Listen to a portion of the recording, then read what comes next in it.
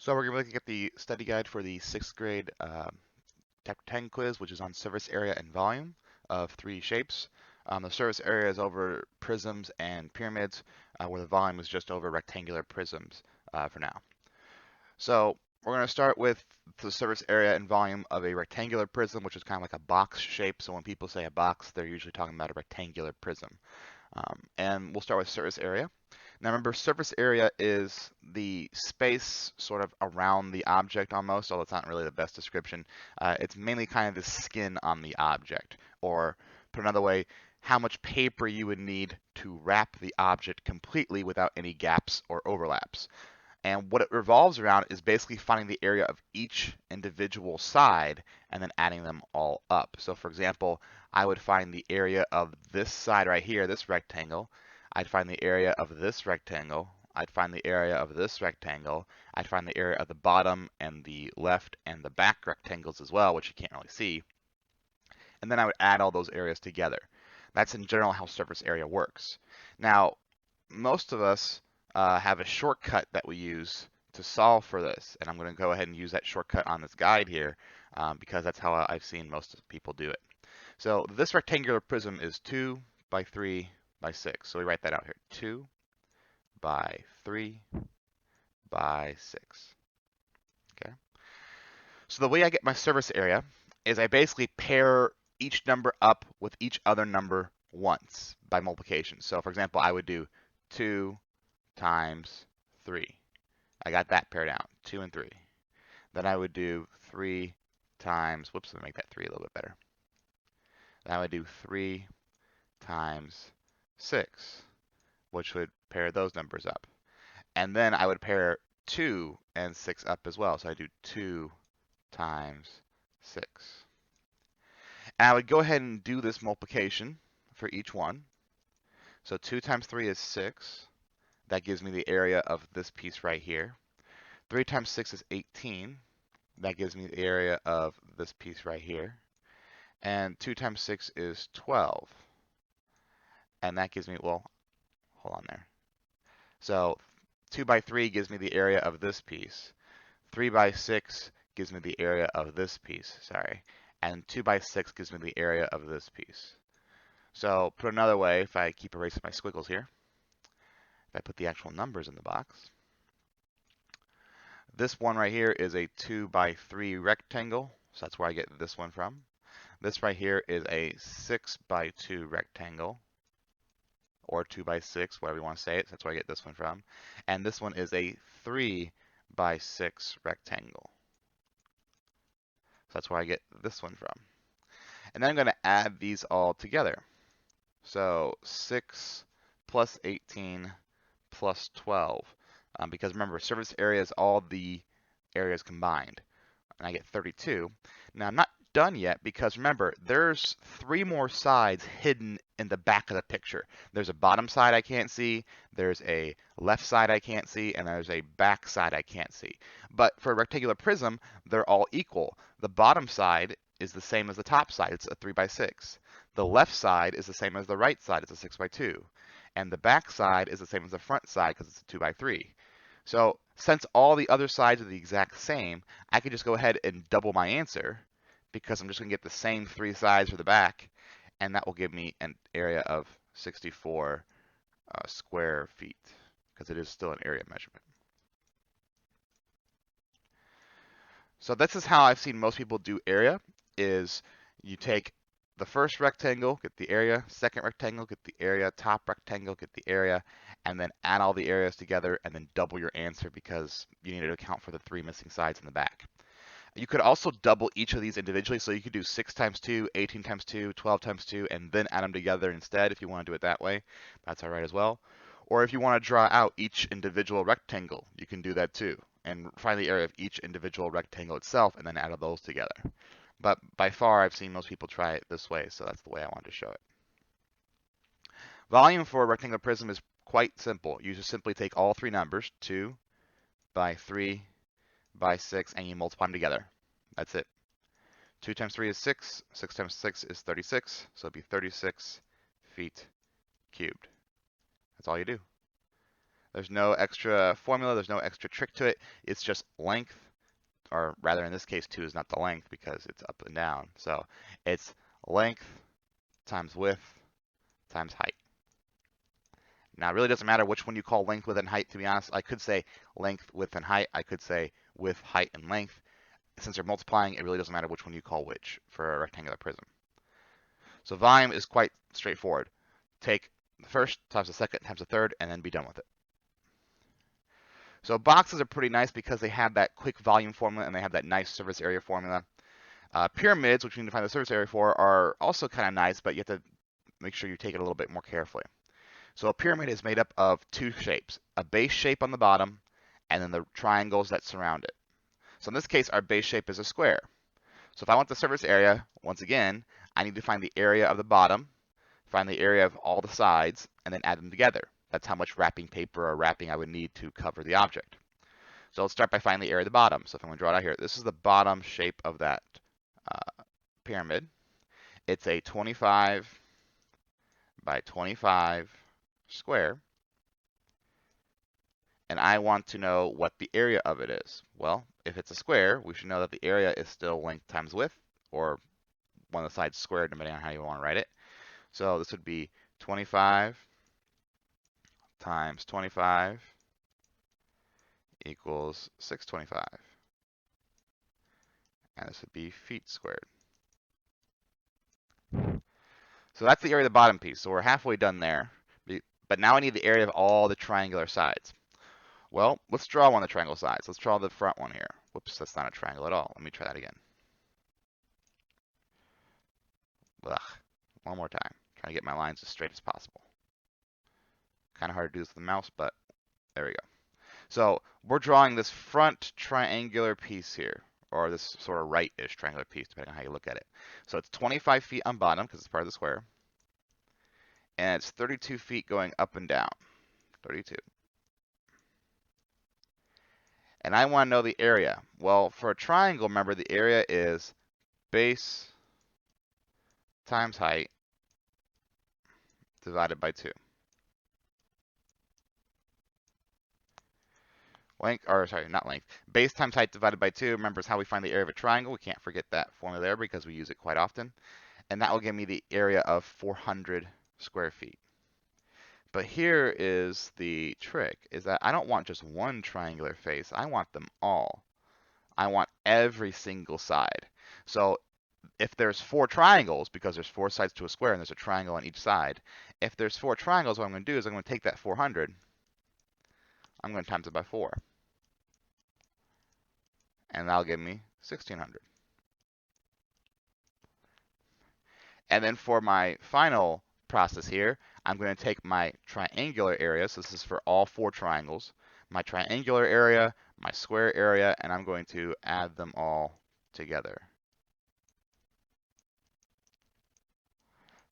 And then if I add them all together real quick, I get my final answer of 2,225 square feet. So a pyramid is kind of nice as well because the way you do the area is you have your bottom shape, which is usually a square or something. You get the area of that, and then you find the area of one triangle, and then you multiply by however many triangles there are, and that will give you the area of the entire size there, and then just add your two things together. This is often called the lateral area, the lateral surface area, the 1600 here, because the lateral surface area is simply meaning the area of all the sides, excluding the bottom. So some people will say that this is the lateral area plus the base area. But usually it's just, conceptually, it's just find the area of the bottom piece, find the area of one triangle, times it by however many triangles there are, and then add your two areas together. And that gives you the total area of the pyramid. Whoops. Sorry about that.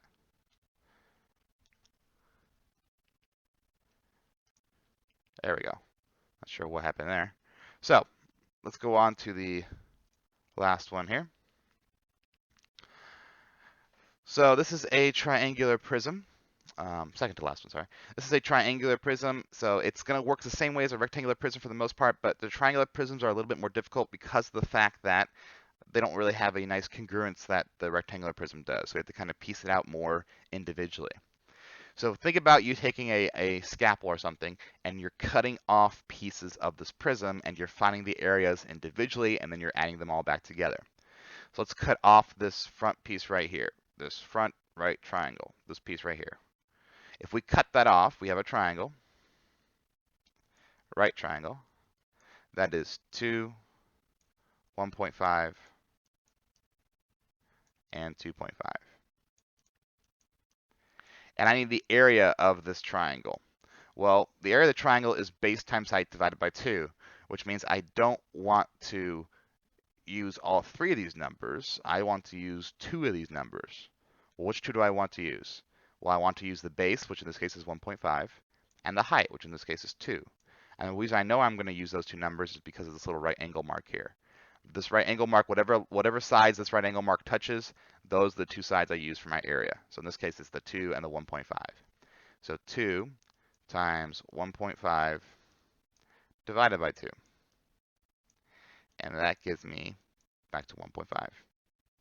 So that's this front piece right here. That's that front triangle. Now I also have a triangle in back that is the exact same. But one of the things about prisms is that the bases, which in this case are the triangles, are the exact same shape and the exact same size. Let me try to make that triangle a little bit better. There we go. So this triangle is the exact same way. 2, 1.5, and 2.5. Although I'm not going to write the 2.5 because, as you saw here, I'm not going to use it in the triangle, so I'm just going to leave it alone. So this area is the same way. 2 times 1.5 over 2 is equal to 1.5. So I have my 2 areas right now, 1.5 and 1.5 for the front and the back. I got those 2 sides. Now I need my 3 rectangles. I need the slanted rectangle here, I need the back rectangle there, and I need the bottom rectangle here. So let's start them all individually. Let's do the bottom one first, because it's usually the easiest one to see. So the bottom rectangle is 10, this line right here, 10 by 1.5. So the area of this is base times height, or length times width. So 10 times 1.5 equals 15. No dividing by 2 here because it is a rectangle.